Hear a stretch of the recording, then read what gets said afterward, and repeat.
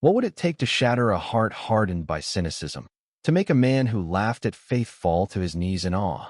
Ethan Caldwell was that man, a soul carved from skepticism, forged in the fires of betrayal and loss. He was 42, a mechanic with grease-stained hands and a tongue sharp enough to cut through any sermon. In the small town of Havenwood, where church bells rang every Sunday, Ethan was the auditia man who scoffed at prayers and sneered at the devout. To him, faith was a crutch for the weak, and God was a fairy tale for those too afraid to face reality. Ethan's disdain wasn't born overnight. His mother, a fervent believer, had prayed endlessly for his father's recovery from cancer, only for him to die in agony when Ethan was 16. The church had promised miracles, but all Ethan saw was a cruel silence. By the time he was an adult, he'd built walls around his heart, each brick laid with bitterness. He'd sit at Rusty's bar, nursing a whiskey, mocking the local pastor's sermons to anyone who'd listen. "If God's so great," he'd say, his voice dripping with sarcasm, "why's the world such a mess?" The regulars would laugh, but there was a hollowness in their eyes, as if they sensed the pain behind his words.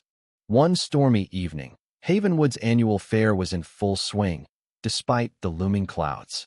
Ethan, as usual, stood on the sidelines, arms crossed, watching families pray over their meals and sing hymns under the festival tent. A young girl, no older than 10, approached him. Her name was Lily, the pastor's daughter, with wide eyes and a fearless spirit. "Why don't you believe in anything?" she asked, her voice cutting through the noise of the fair. Ethan chuckled, leaning down. "Because, kid, I've seen too much to think anyone's watching over us." Lily tilted her head, undeterred. "Maybe you just haven't seen the right thing yet." That night, the storm broke. Rain pounded Havenwood, and the fairgrounds turned to mud. Ethan, heading home, took a shortcut through an alley when he heard a cry. It was Lily, trapped under a collapsed tent pole, her leg pinned, water rising around her. Without thinking, Ethan rushed forward, his boots sinking into the mud. The pole was heavy, rusted, and unyielding. His muscles strained, his breath ragged, but it wouldn't budge. Lily's eyes locked onto his, not with fear, but with a strange calm. "Pray with me," she whispered. Ethan laughed bitterly. "Pray? To who? Nobody's listening." But her gaze held him, unwavering, and for reasons he couldn't name, he muttered, "Fine. Do it." Lily's small voice rose, steady despite the pain. "God, please, give him strength. Show him you're here."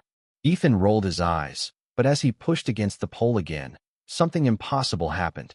A warmth surged through him, not from the rain-soaked night, but from within a force that felt alive, electric. The pole shifted, then lifted, as if guided by an unseen hand. Ethan stumbled back, freeing Lily, who clutched his arm, unharmed beyond a bruised leg. He stared at his hands, trembling, his mind racing. "No," he muttered. "That wasn't it, couldn't be." The days that followed were a blur. Ethan couldn't shake the memory of that warmth, that inexplicable strength. He avoided the bar, avoided his usual rants. Instead, he found himself at the church one evening, standing in the doorway, watching the congregation. The pastor, Lily's father, noticed him and approached, no judgment in his eyes. "You don't have to understand it, Ethan," he said. "Sometimes, faith starts with a single moment you can't explain."